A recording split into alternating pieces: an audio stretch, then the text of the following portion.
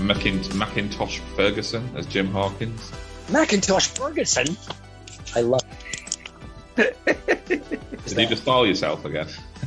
I did. He always shouts that when he stalls himself. Macintosh Ferguson.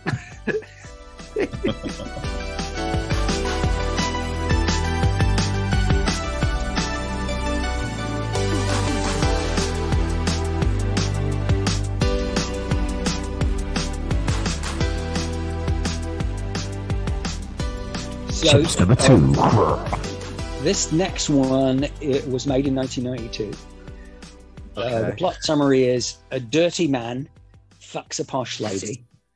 All of his chums get killed except his best friend's dad. Hang on, a dirty his man girlfriend, I guess. Yeah, fucks a posh lady. Yeah, and all his friends get killed except his dad. His best friend's dad. His best friend gets killed. I've just typed in a dirty man fucks a posh lady, and what it's not what I expected. That was actually the working title of this movie while it was being made. It's based on a you can buy jackets with that on the back, can't you? Search engines weren't as optimized in '92, were they? It's based on a book that was written in the late 1800s, I think. Late 1800s, I think. Dirty man fucks a posh lady. Well, I mean, the first famous book that comes to mind in the late 1800s will be Robinson Crusoe. It is not that. Daniel Defoe. Which was like 1895 or something, wasn't it? Let me look up the book here. Hold on. The film was made in 1992. Yes. So is it a period piece? Yes. Does it star? No, the book was in fact written in 1851. So it's the semi-late. It's halfway through the 19th century. Is Michelle Pfeiffer in it? Okay, it's not what I was thinking of there.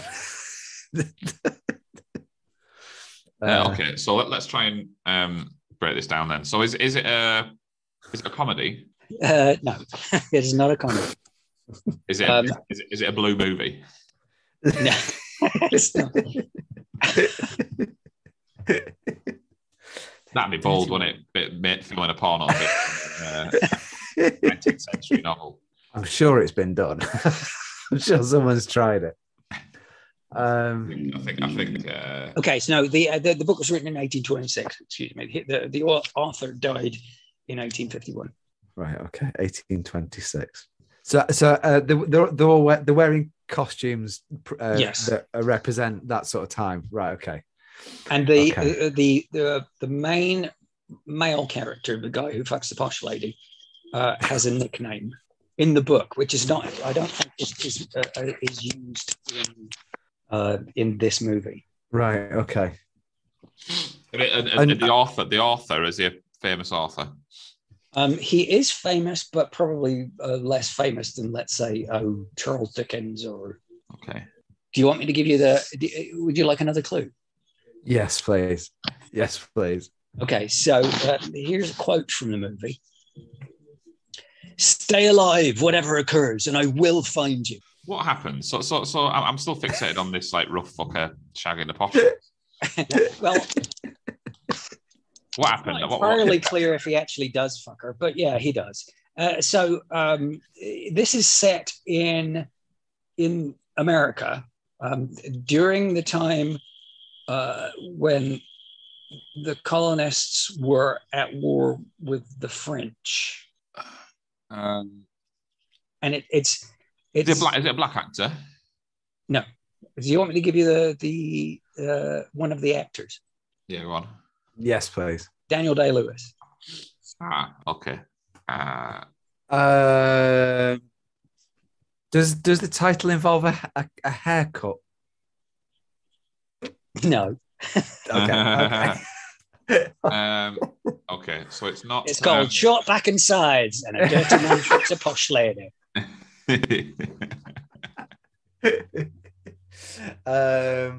It's not my left foot. It's certainly not. That definitely also in the movie were Madeline Stowe and Russell Means.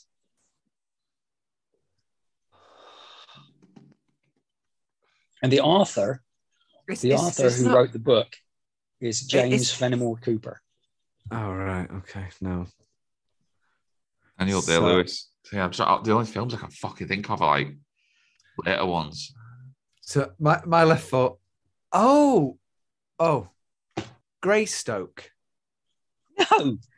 No. That's Christophe Lambert, I think. Right? Oh, right. Okay. In the Name of the Father. No. Oh, that is stunning. That film. That's a Pete. That is a great movie. Yeah. Pete Postlethwaite, I think, plays his dad in that. I'm just thinking. I thought Last of the Mohicans was my thing, but it's not that, is it? It is. Oh.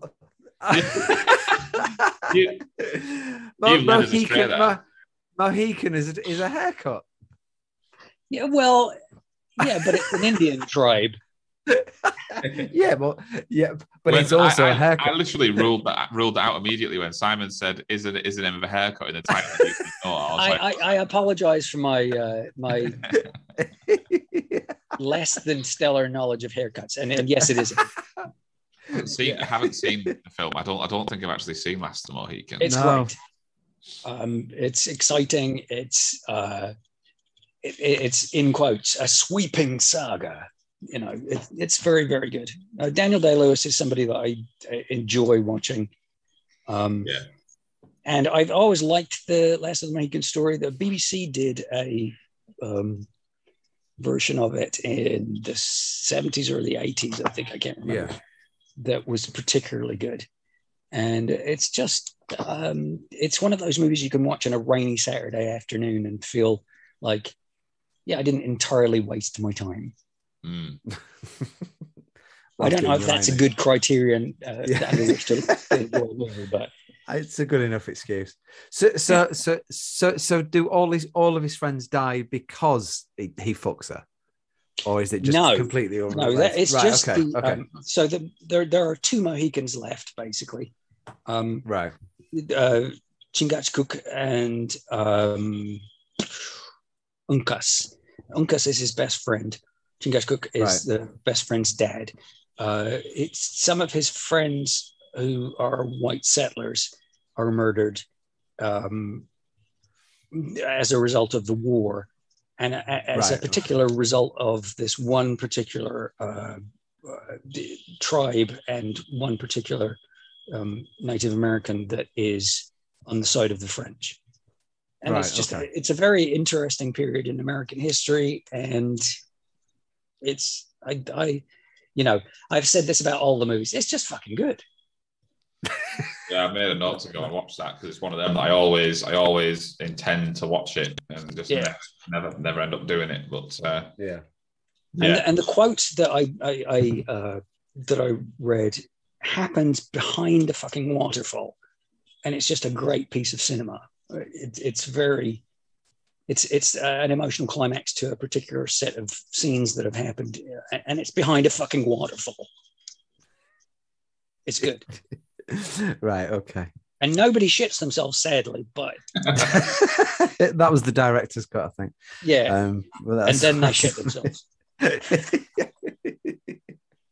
No need to wipe. You got a waterfall to clean it, though. That's right. Stick your bum out into the waterfall. Stick it in there. That's it. Go on, do it again.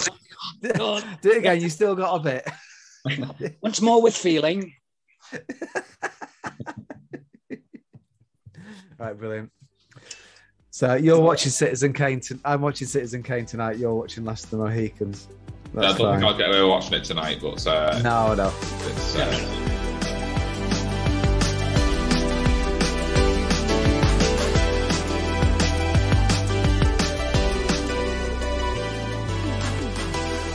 Right, so should I do a rundown before we go to your top one? So, Chimps number 5 was Night of the Hunter. Number 4 was Blade Runner. Number 3, Citizen Kane. And number 2, Last of the Mohicans. Right. So here we are, number one. Chimps number one. Okay. And again, these are in no specific order, actually. Oh, they are now. They are now. They are now. Okay. So I can find it. Here we go. So this is a movie that was made in 2001. So into the current century. Okay. The plot. The only one out of your top five in this century. Yeah, I know. Right? Yeah. I am fucking old. I swear. The plot summary is: a bad guy makes some jewelry. Lots of unusual people get killed. Bad guy makes some jewelry. I mean, this could be interpreted as The Lord of the Rings. It could be. Is it? Yes. Made in 2001, directed by Peter Jackson, Orlando Bloom, Viggo Mortensen, Elijah Wood. We operate on the same wavelength. My ex-sister-in-law and I started watching these movies when they first came out, and The Fellowship of the Rings is my favorite one. But we every successive year when they came out, we would go and to whatever movie theater we were near and watch these. It has a particular place in my heart as far as wait a minute, who I watched it with, and just try and play it now. It's just fucking good. It's as good a adaptation of the Lord of the Rings as I could imagine there being. Yeah. We did. We've done a series on Lord of the Rings. Oh, you have? Podcast series, that we were listening to because that's a bit daft. I made Simon read all the books before we did it. Oh, really? Yeah, because I've read them all twice before. Right. I think, Simon, you said you had done, hadn't you? I'd read them in early 2000s. You never did finish them either, did you? I think you let me do all of the fucking work, the heavy lifting. The last 2 episodes was just all me. I read up to about halfway through the third one. You set off with such gusto that Oh yeah, just like Sam. Like Sam. Yeah, exactly. and I think I got to so far ahead of you, and then you were just like, "Fuck this! There's no point." Yeah, definitely. I definitely needed you to lift me over the right up the tower, and screaming. Yeah, definitely. But I enjoyed like that. Sam I enjoyed with that. Frodo on his back. Yeah, that's what I was referencing. Yeah. See. I also have a man crush on Viggo Mortensen. So that guy is just. I mean, come on. Yeah, especially in the Lord of the Rings, he's a beautiful. Well, I was going to say, it's a bit of a strange looking dude. In any form other than Aragorn. Yeah. Because I mean, the best favor he can do himself is to keep that chin covered, because that thing, that's one big chin. I mean, that is a prominent limb on the front of his face. It is a prominent feature, shall we say? It's like the Titanic coming up on the iceberg. And seeing it, but not until it's too late. Peter Jackson nearly did a 4th installment just to accommodate it. Also, one of the reasons why he didn't do it in 3D. It would have been too alarming. Yeah. Women fainting because of thinking getting knocked out by a chin. Yeah. Oh, no. But no, I think we've all got similar sort of stories in regards to going to see it. It became a tradition every Christmas. It was like an event. Go and watch. Yeah, definitly. Yeah, definitely. I used to go with my grandma. We used to go because I hadn't read the books when the first film was released. The thing is, my generation, very few of us had any fucking clue what Lord of the Rings was, because if you hadn't read the book, you had to be a certain age to be able to read the books. I'd read The Hobbit, which is much more child friendly as a book. Did you read The Hobbit in school? I read it in school, but not as part of a syllabus. Right. No. I just read it because I rented it, and I still own that copy actually, which is another story that I've said on the podcast before. But But so when it came out, my grandma was like, she obviously was well familiar with the story of the Lord of the Rings. For sure. Had read the books, and she was like, we should go to the cinema to see it. And Pizza Hut used to do this deal where you'd have a pizza to share between two of you, and then you'd get your cinema tickets and you'd go across the road, and you would go and see the film. But we did that for all three films. That's cool. But I went to see the Fellowship. It's the film I've seen the most in the cinema. I think I saw it 4 or 5 times because it's great. Yeah, I wanted all of my friends to see it. I was like, you can't miss this. This is like, so it was fucking powerful. So I mean, I'd have been 2001. I think so. Yeah, too. Been 13 years old. I'd have been, and it was absolutely amazing. Yeah, well, we did the same. We took Charlotte's dad to go and see him every single time. So we knew in December we'd be taking him to the cinema. So no, it was good. It was so good. We did the same with The Hobbit to a lesser extent. But no, it's amazing. And thing is as well, I knew the story. I'd seen the animated one from the 80s. That's Ralph Bakshi, I think. That's right. And that's all. I never knew the end of the story because it finishes halfway through, doesn't it? Right. Yeah. And it finishes at the Battle of Helm's Deep, which is more or less about halfway through the whole thing, isn't it?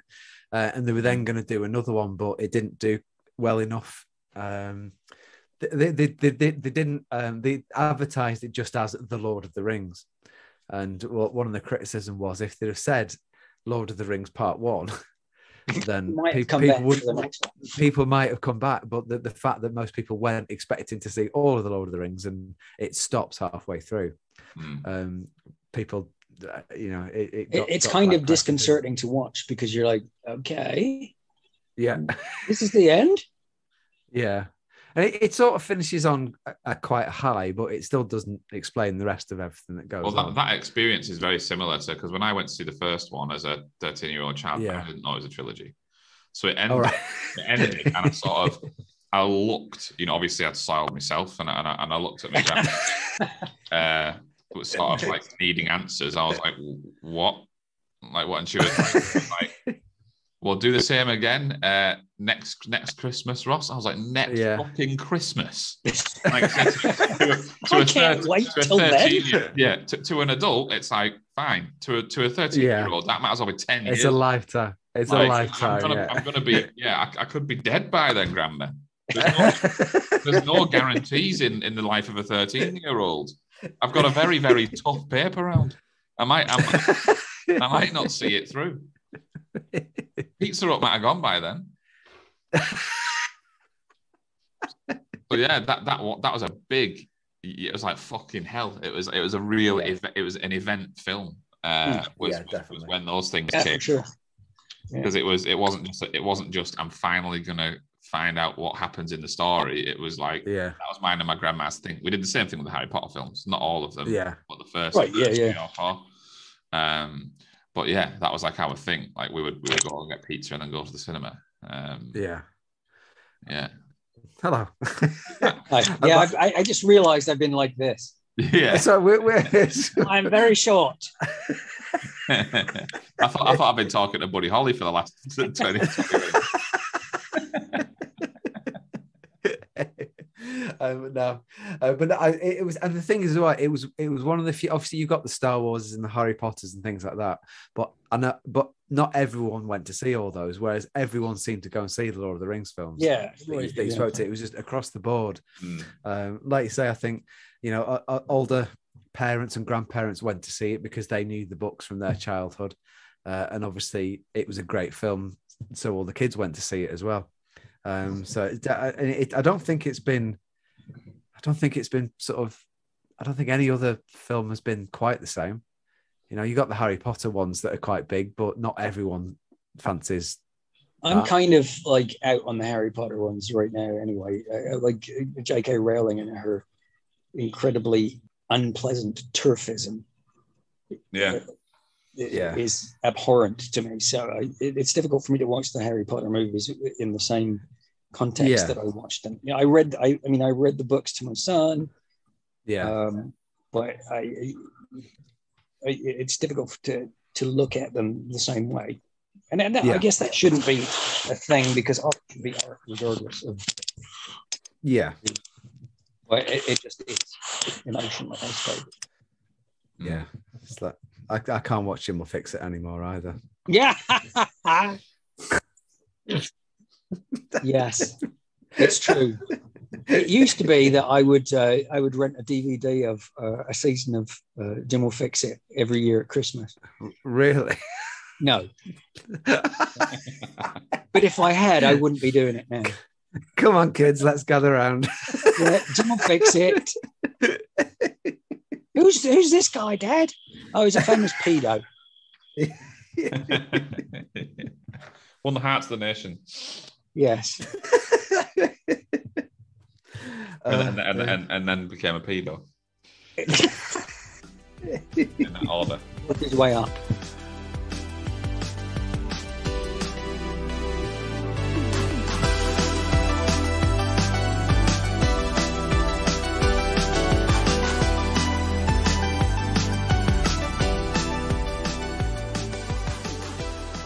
Is anybody else alarmed at the proliferation of Star Wars stuff now? It seems like every week Disney announces a new Star Wars spin-off. That's why. Because of Disney. Yeah. Disney right. Is exactly. an animal that is on a churn, and I don't hate it. I'm not mad at it. But, as soon as Star Wars was bought by Disney, it's like, right, buckle up, because it's going to be in your face for the next 10 years. All the time. Great, innit? You're loving it. Great, innit? Oh, it's amazing. Yeah. I love it. Love it. I do not, but, that's a thing. Plug it straight into my veins. I don't care. Just give me more. It's fine. Liquidize it. No, it's... Have you watched... Did you watch the new Star Wars films? I did not see the last one. Right, the one prior to that I saw, and I very much liked Rogue One. I thought that was a good movie. Yeah. But it Rogue One was Star Wars is still a good movie. But I haven't watched anything. We're finding that a lot doing this. Rogue One crops up an awful lot, even with people that aren't that into Star Wars. Seem to like Rogue One more than anything else. And I understand, because it is a great film. And again, it's the one that didn't expect that much from, but it was a great film. Fucking, I didn't expect it to be anywhere near as good as it was, and I was like, "No, yeah, hell, this is absolutely amazing." And I'm not. I like Star Wars. I'm a fan of Star Wars, but I'm not a fan. I'm not like Simon level fan. Like I do really like it, but it doesn't mean the same thing to me, because I like the first Star Wars film I ever saw was Phantom Menace, which to most Star Wars fans is a heap of steaming dog shit. Yeah, it's awful. But I liked it, but I didn't have much sort of point of reference. I didn't have much context. And then I watched the other Star Wars films when I was pretty young. Like I watched them immediately after Phantom Menace. Yeah. To understand what the crack was all about, and I thought, bloody hell, actually, yeah, these are far better. Obviously the original trilogy. Yeah. And then obviously all the new ones started coming out, and I didn't really understand the Force Awakens. Was that the newest of the earliest? Yeah, the earliest of the new ones. Yeah. Didn't get it, so I was like, why are they just regurgitating the same shit again? Like, well, not shit, but why are they regurgitating the same stuff? Because they can. Yeah, but it was. But what why are they treating me like a pillock? Do they think I'm completely stupid? I felt a little bit offended as a consumer of it. I was like, they literally pushed out the same script. Yeah, I didn't get it at all. So that turned me off.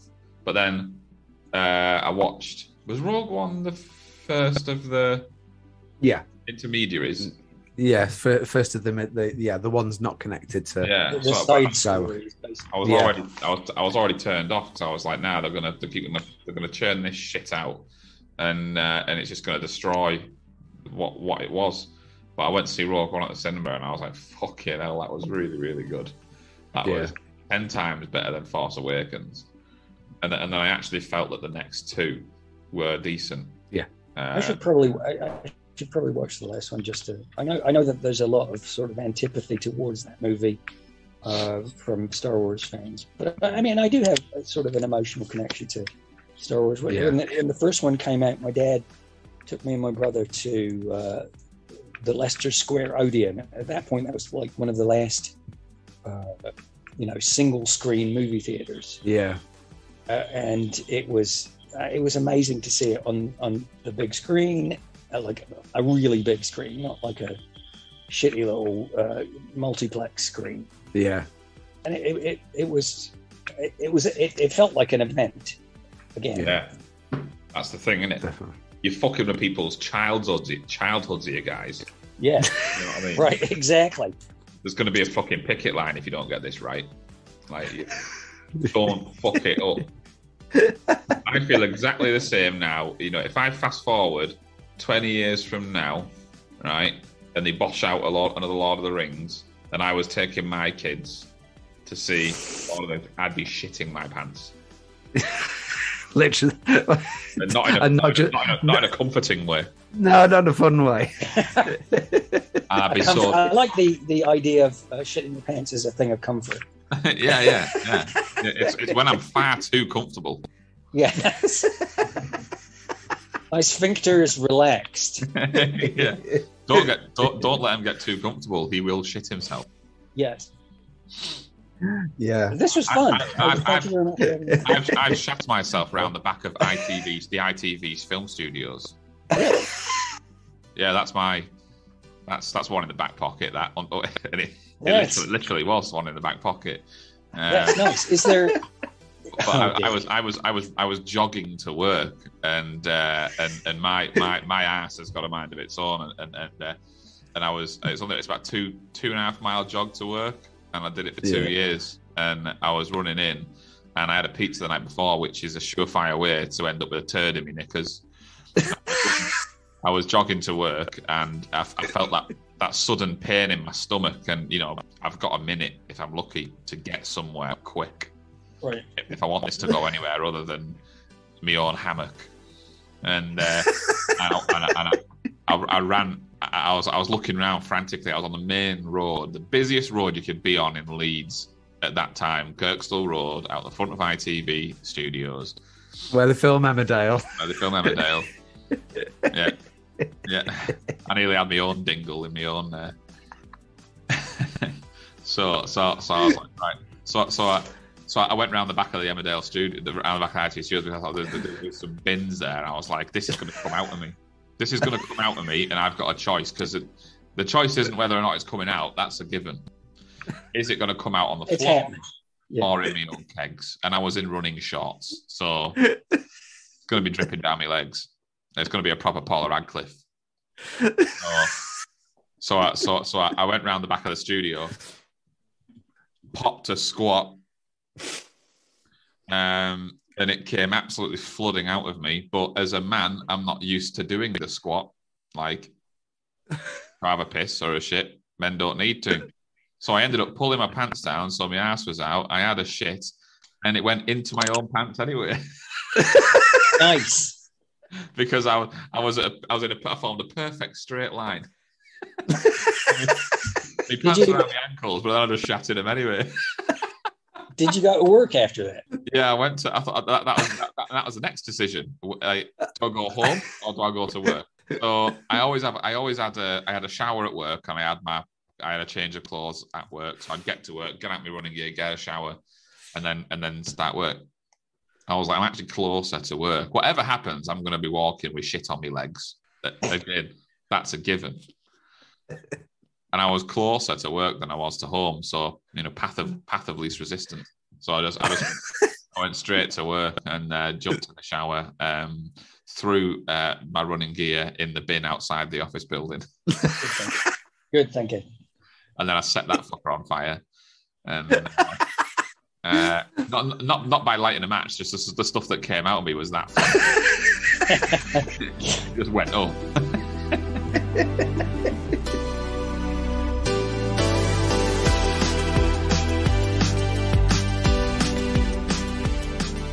thanks for listening, everyone. That's the final episode to Chimp Jones's top 5 movies.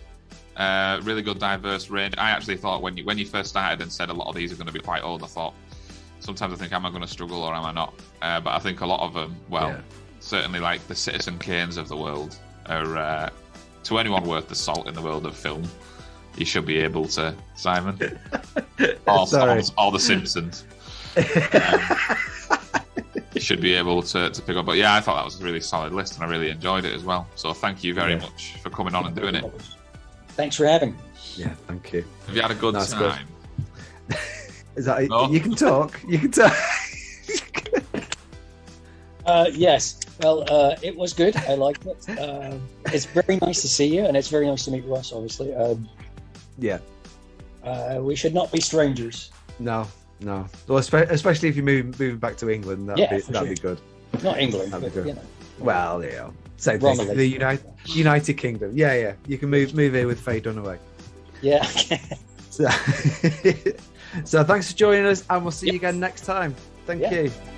Bye.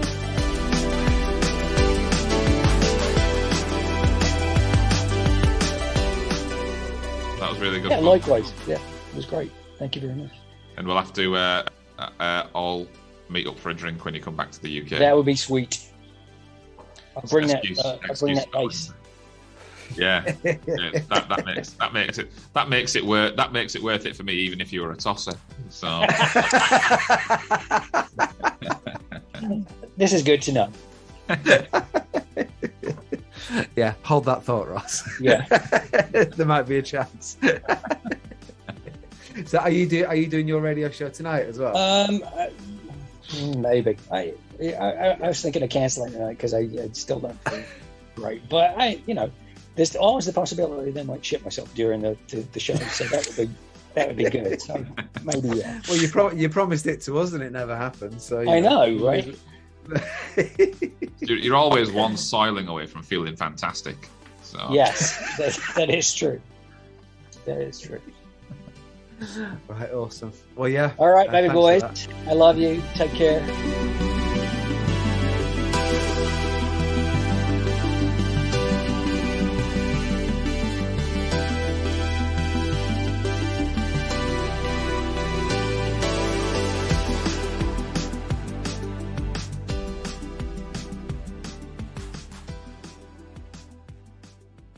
Heap of steaming dog shit.